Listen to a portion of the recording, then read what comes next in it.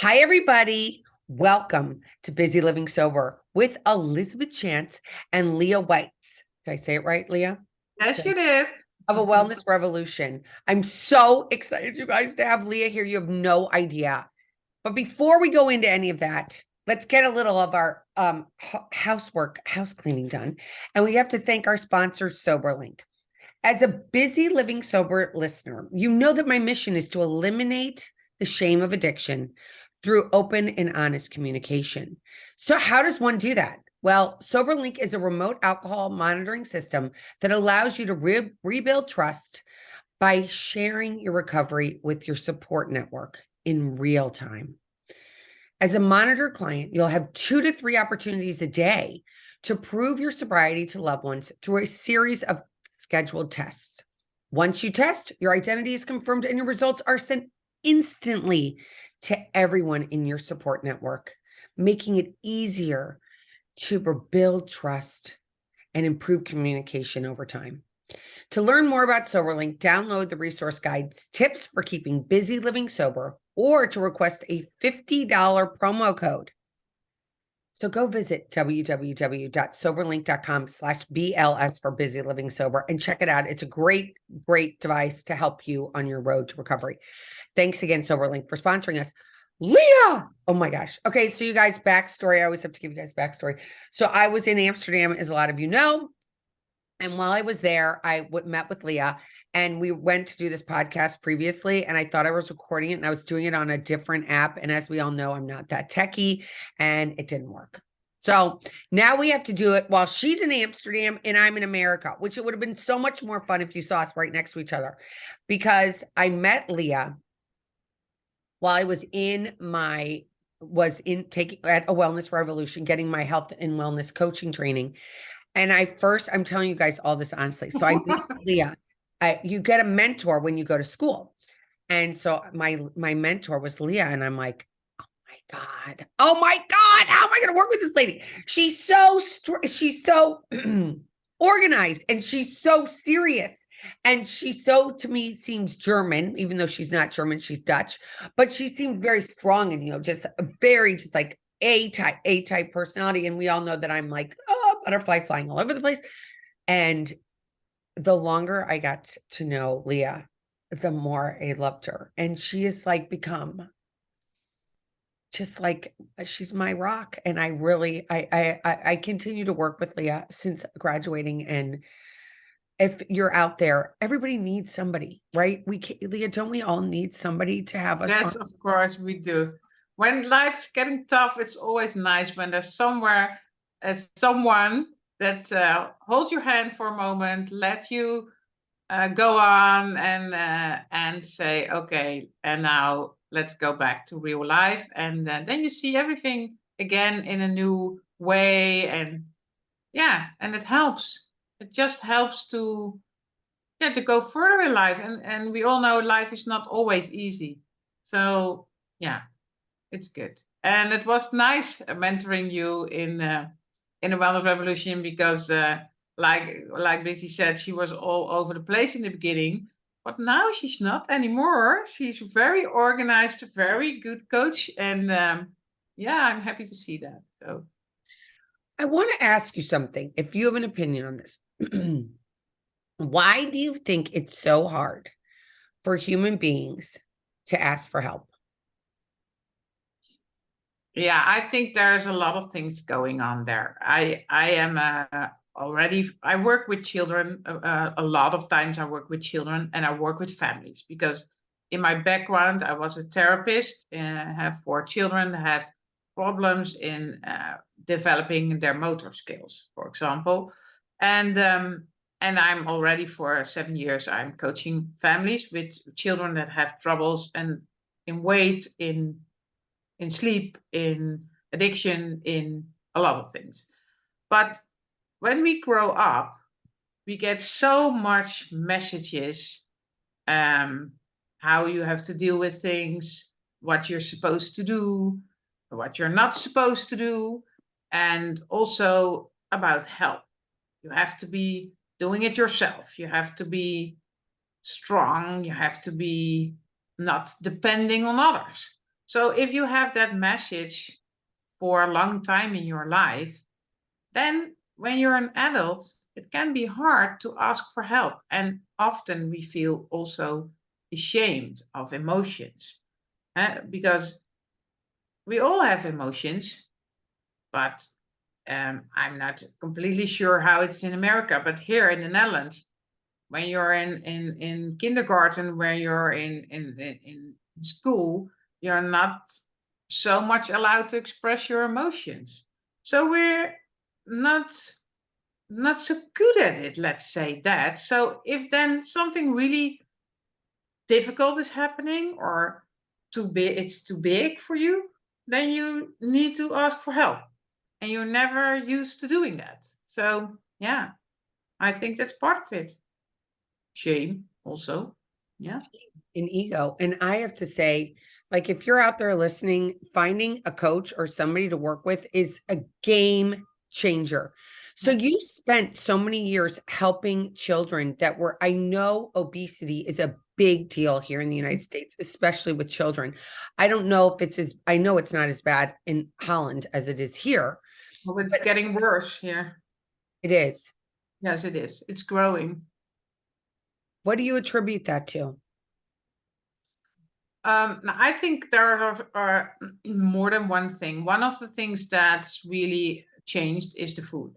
The quality of the food is getting worse. There's a lot of um, there's not so much living food, let's say. There's a lot of food that is made in a fabric, and it's not having the nutrients that it had when it was growing organically. And so that's one part. Um, so the kids don't get the right food as I did when I grew up. Of course, we also ate candy. We also drank soda, not so much, but we did. And there were no kids obese. We in our school, no one was. And there were, of course, smaller kids and bigger kids, but that was all in the range of normal. And it's also, that's one part. And the other part is that there's a lot of children, they don't play outside anymore, or not a lot. They come from school, they have sitting in the chairs all day, they come home, they go and sit on the couch with the iPad or the telephone or the game computer, and just play on the computer or with friends or whatever. So they don't make real contact, face to face, person to person, but only online. And also they don't exercise their bodies anymore. So what I see then they come, for example, in the practice, that they have problems learning how to swim because they didn't move the body. So they all these skills in the body that has to be developed didn't develop. So then they have problems doing that. So those kids are not liking sports, by the way, because they didn't have found all the abilities in their body, how it works and what they can do with their body. So it's depending on a lot. And yeah, depletion of nutrients, changing of the food, but also parents are really busy these days. Both parents work most of the time. That's how it is here. And they don't go outside with it with their children, for example, a lot of times. But also, I see a lot of people that have trouble putting boundaries because their child has to be their friend. It's not about having a friend, having a child. So it's really important that you also put boundaries there. Because I have then, for example, children of 11 years old that go to bed very late, like 11 o'clock or something, in a school on a school day, and then they game with people from America because there's always someone awake when you're playing a game, and then they then fall asleep at 2 o'clock in the morning, and they have to go up at 7 again, and then the parents say, yeah, but yeah, he he or she doesn't doesn't want to go to bed without their phone. Yeah, but you're the parent, you're the adult, you know that it's not healthy. So then it's really important that you put boundaries there. And if you learn the children the boundaries already when they're young, you don't have so much trouble when they're in puberty. So yeah, and I see that a lot, that there's no boundary anymore. They have to figure it out themselves. Now, it's so interesting that you mentioned that word boundary, because for those of you guys out there, we did talk prior to coming on the show. Thank God, Leah gave me an hour of her time. And I think of you saying these boundaries, and it was, for me, it was easy for my kid, like setting those boundaries for my kids, right? I remember my son, and I've talked about this many times, my son was, he won the Phillies, Philadelphia Phillies, the baseball team, had won the World Series. And my son, I said, I'll take you to the parade, because I'm from St. Louis, where the Cardinals always win. So I say to my son, I'm going to take you. I'm going to take you. And he says, oh my gosh, I'm so excited. But then he beats up his brother. And I say, you know what? We're not going. You're not going to the Phillies game. You're going to school. And he's like, and the school calls me and says, why is he crying? Why is he so upset? I said, why don't you ask him, the little jerk? Why he's so upset? I said, yeah, Dad, I couldn't reward him because of his bad behavior. But that was good for me. But the problem that I've always found is setting boundaries for myself. Mhm. No, it's also important. It's very important, as Yeah. you know, and it's not been, I'm 54 years old, and it is not something that I'm great with, like, okay, I can't have this much to whatever. I can do my food, but in personalities and relationships, that is where I find the hardest. The Yeah. hardest is so hard, is setting boundaries and saying, okay, this person isn't good for me. This person is good for me. I want to let this in. I don't want to let this in. And I think there's so many people that are out there that are alone right now, because we're in this place of like, who do I trust? Who's telling me the truth? Wants to take advantage of me? Who doesn't want to take advantage of me? Who authentically loves me? Who authentically doesn't love me? And I think, does that stem from setting boundaries? Yes, yeah, but it's also about experience. But like I said, when you're young and you're only having social contact on school in class or on social media or in a game or whatever, but you don't play together, you don't fight together, have a brother or sister that's taking your energy or taking your attention from you want to have the attention and then your brother's coming in, oh my god. And that's where you learn in the family, you learn all these skills. And of course, your personality type, it's all making if something is difficult or easy for you. So we always work also on the Enneagram, you know a little bit about that. So for like say for a 5, that's someone that's really like to study a lot, but that person loses energy in social situations. So he or she will have one, maybe two friends.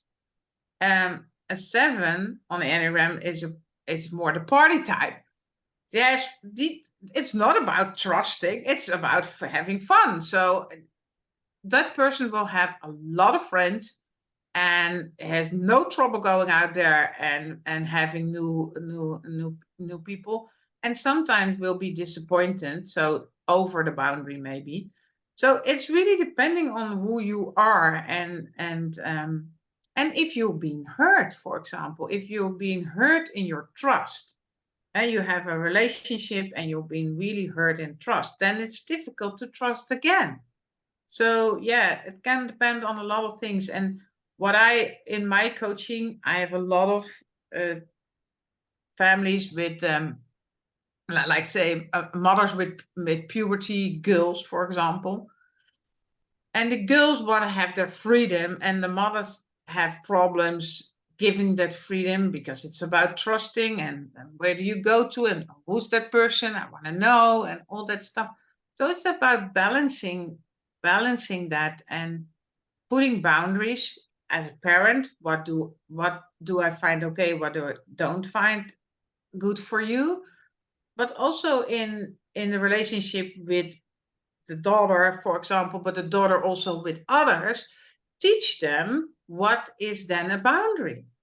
If you go first time out with a boy, what is then the boundary? What is okay? What is not okay? Where do you draw a line? And it's really important to learn those things already in family life. And yeah, it's not always the case. So sometimes they ask me for help, and yeah, and that really helps the because if you're really obese, like let's go back, for example, for a moment to the obese. If you're really obese, it's also about boundaries because you have eaten too much, you didn't exercise enough, people are bullying you, don't see you who you are, you only see the weight yourself at the end. So it's about getting to know you as a person, knowing where your boundaries, where your body gives a boundary. Because what I always hear is that they at one point say, I have enough. They didn't say that before. They feel that the body has enough. But also in emotions or in relationship, this I allow and this is enough. So they're gonna put a boundary there also.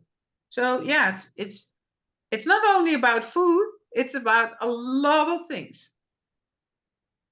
And you have learned now that working with the families, you want to gear your coaching more towards the mothers, correct?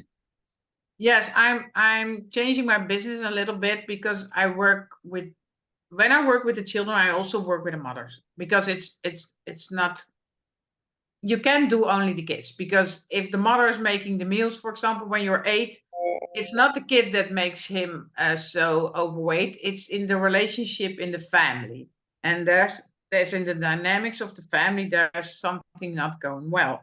So the mothers are most of the time the caretakers, and it's really important to make that mother really strong um, and authentic because she is in a role as a mother, as a partner, as maybe an employee, or has her own business with staff in family, in friends, in family. So she has all these roles.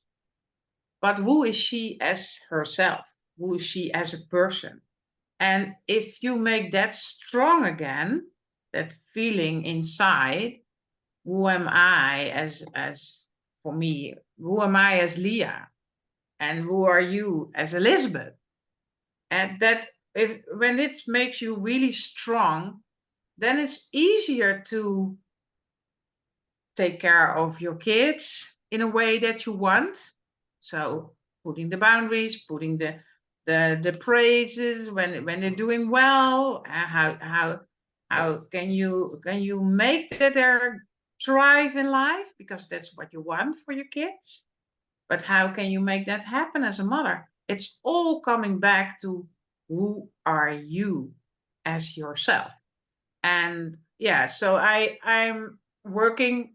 I've also a part of my clients, the mothers are entrepreneurs or high end achievers with family, and they're a little bit stuck between everything because then they have to be the mother, then they have to drive them to sport, then to take care of this, they have to take care of elderly parents, for example, and they then have to also have their company and have their husband and the kids and everything.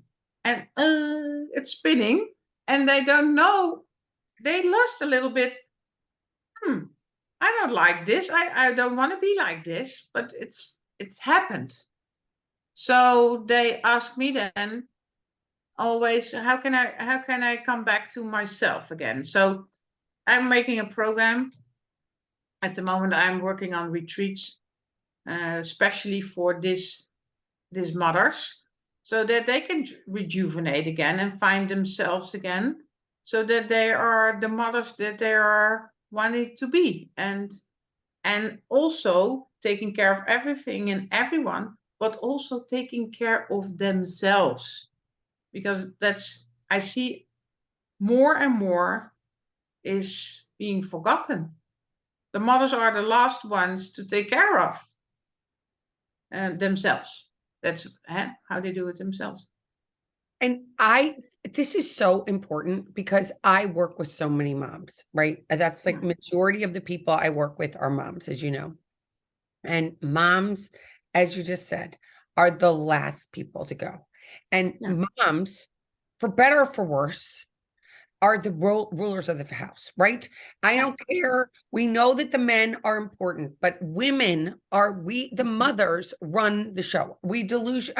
Behind Barbara Bush, whether or not you like her politics or not, said behind every good man is a really good woman because that's true, right? Because she props you up. So, but women today, and I don't know if it was like this, when our mothers were mothers, we have no idea. But where we are today, knowing that it feels selfish, right? We feel selfish by going, oh my gosh, I feel overwhelmed. I feel like, why do I feel this way? Because I look on social media and I see on Facebook, and look at how put together she is. She's totally put together. Everybody's smiling and everybody looks so happy. And my life is, and I'm going to say, for lack of a better words, a total shit show. And I'm like, why can't I be like them? And then, oh, that's true. The social media makes it worse because you think that you're the only one looking like shit, feeling like shit, but that's of course not true because everyone puts on this happy face when it's on social media. But I see a lot of those women, and I think it's worse than it used to be. And why is that? Because we are really busy with also working or having a career of our own, and then taking care of the kids and taking care of the house and the husband and the food and the parents and all that stuff. And we as women can do that because we can do things together and we're really strong. We are. And then we feel guilty when we do something for ourselves or when you're at your working on your business and you have also this kid and you think, oh shit, I didn't spend so much time with them. And then something's not going well with one of your children and you think, shit, it's my fault because I was spending all this time with my business. No, it's not true. We can have it all. We can have it all. And it's all old belief systems, it's all old sayings, it's all old patterns that when you're growing up, all this stuff is being taught at school and in your environment. You're supposed to do this, you're not supposed to do that. And if you do something wrong, there is some blame, so you feel guilty. So this is cultivated in you that you feel like that. And when you can let that go and be your authentic self and standing in your own power, then you can have this business and you can have an organized house and you can have kids that thrive and you can have a lovely relationship with your husband and friends and have time for you and do something selfish like go to spa for a day or go on a retreat for a week to rejuvenate. And don't feel guilty, but just enjoy and rejuvenate and feel your own power again and come back totally energetic and vibrant. And everyone is benefiting from you. and So it's don't not feel selfish. guilty, right? Don't feel guilty. Don't feel guilty. Don't. Guilty. But But it's in all these societies that yeah, it's old patterns. It's a lot of patterns that people are still into. Mothers that talk through their heads, governments, school teachers. It's a lot of those voices that come into your head. Yeah. and I want to ask you, what do you think COVID Ooh. did for our society? Oh. And this is my last question. What COVID did to our society and what we can do to get back to kind of where it was before. Not that before was perfect by any stretch of imagination, but at least get back to where we feel like, okay, I know where I am. I don't have to be so scared, because if you watch the news, you're not going to walk out of your house, right? It's just, No, the world is crazy. That's true, and COVID did a lot of damage. Let's say, um, the fear that has been pushed, in my opinion, pushed through the media, from the government through the media to the society, that did a lot of damage. So people were really afraid, and by being afraid, don't do social things. So everyone was really on his own. Kids in our country, the kids were homeschooled. Um, and there's nothing wrong with homeschooling, but doing it for such a long time, I see a lot of problems still with people that didn't go along, didn't understand it anymore, couldn't have the rhythm anymore because you had to do it all yourself. So that's then about yourself. You feel, okay, I didn't do so well because I don't understand anymore, so I'm done. Or you think, oh, the rhythm of getting up and doing classes and doing homework is totally messed up. Oh, I'm not capable. So it's putting a lot of blame on yourself. Obese children sitting next to the refrigerator all day. So that's also very important, but very strange also. So um, the social, the normal social environment totally changed. So we were not allowed to have contact with each other. We're not allowed to hug. We're not allowed to kiss. We're not allowed to cuddle. And all these things are so important, in feeling safe, in feeling calm, in feeling connected, in feeling seen. As if you go to the teacher and say, I don't understand anymore, and the teacher, oh, it doesn't matter, I will do it again with you, and then you follow along.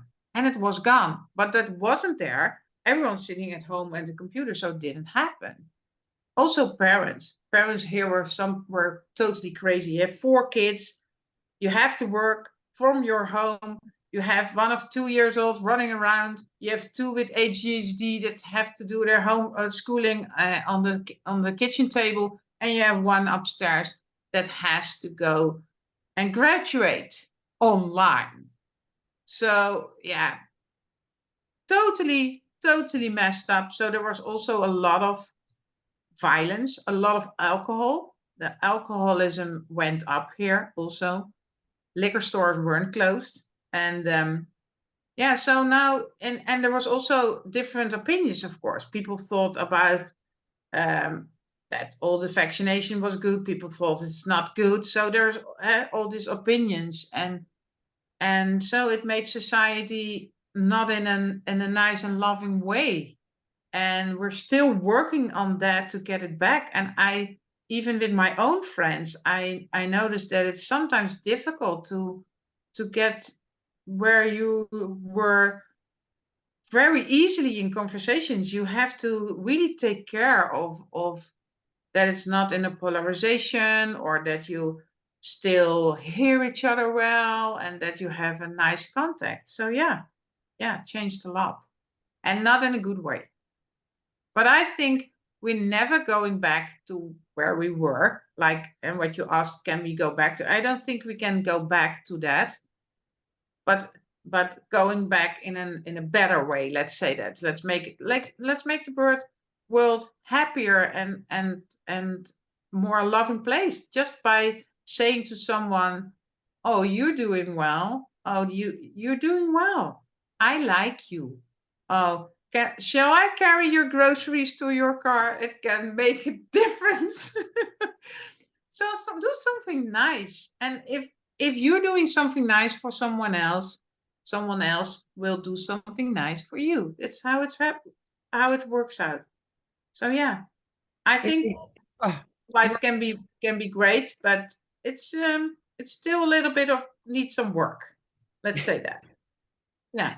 So your advice is at least to just smile at someone, because as Leah Wow. just brought up, and not to bore you all, but yesterday my favorite part of the entire day was at Costco. Can you imagine? It was at Costco because people were so nice, and I think that just smiling at someone can change everybody's demeanor, right?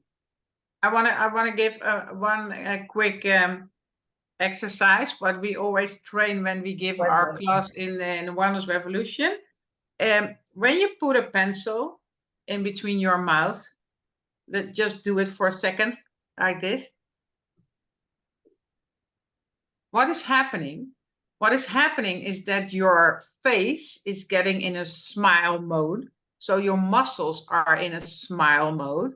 And this gives the signal to your brain, I am happy. I'm all right. So if you're really stressed and you're doing this, it calms down your nervous system and it makes you a little bit happier in that day. So I would say, I would suggest, let's try. It's so easy. There you go. Oh my God. We get So to, yeah, that's an easy one we can all do at home. Now, I yes, want to ask very you, easy. so if somebody wants to call you and hire you to mentor them, like I've hired you myself because I needed somebody. It's like the shoe cobbler cannot have, it always has holes in their shoes because they don't go see their own shoe Oh, cobbler. that's I true. think that But anybody, I'm also seeing some talk to some people if I have a really hard time. Of course, it's we are human. We're not perfect. I'm not perfect. You're not perfect. And life is sometimes getting in the way. So it's good to have someone. And if people see me and say, "Oh yeah, I really want to talk to her," of course it's fine. I give also on. I do with Zoom and stuff all over the world. So there is no boundary in country. And I've coached before in America and in Europe online, so it's fine for me. It's fine, and if I can help her someone, English it's is always nice. great. As you guys can all tell, her English is great. The only time it's hard is when we go to the metric system, and I'm like pounds. She's like, how many liters? I gallons. A gallon? How much is a gallon? How much is a pound? It's we always have to look it up, and it makes it a little bit fun because this is also a good example. It's just what they we didn't do it have said how we do it, you in your country and in our country, and it's not the same. So depending on what you have learned in school, you talk about Fahrenheit, I talk about Celsius, you talk about pounds, I talk about kilos, you talk about gallons, I talk about liters. But so you can misunderstand each other very easily, but just looking up, we are looking it up then and have a moment of laugh about it. Then you can make something like that fun. And that's what I mean. Life can be hard, life can be serious, and has to be really taken care of. But don't forget to smile. So put your pencil in your mouth if it's too difficult. And you can put my email or my telephone number in. It's fine. Okay, I'm going to do that. Leah, thank you so much for coming on. This was so much fun. We're going to do it That's again. fun. When you do a retreat or you have one of your programs set up, we're going to have you come back. You guys, thank you so much for listening. I hope you enjoyed today's conversation as much as I did. If you have any questions, comments, please reach out to Elizabeth at elizabethchance.com. Very easy spelling of Elizabeth with the Z. And please know that you are not alone. You are not alone. It's Leah's name is Elizabeth too. So that was a little, because she's with an S and I'm with a I'm Z. with an S. And Yes. I'm with a Z. That's fun. And just please, if you enjoyed today's, please subscribe, tell your friends to subscribe, and we'll be back next week. So take care until next time, and keep getting busy living soba. Bye-bye. Bye bye.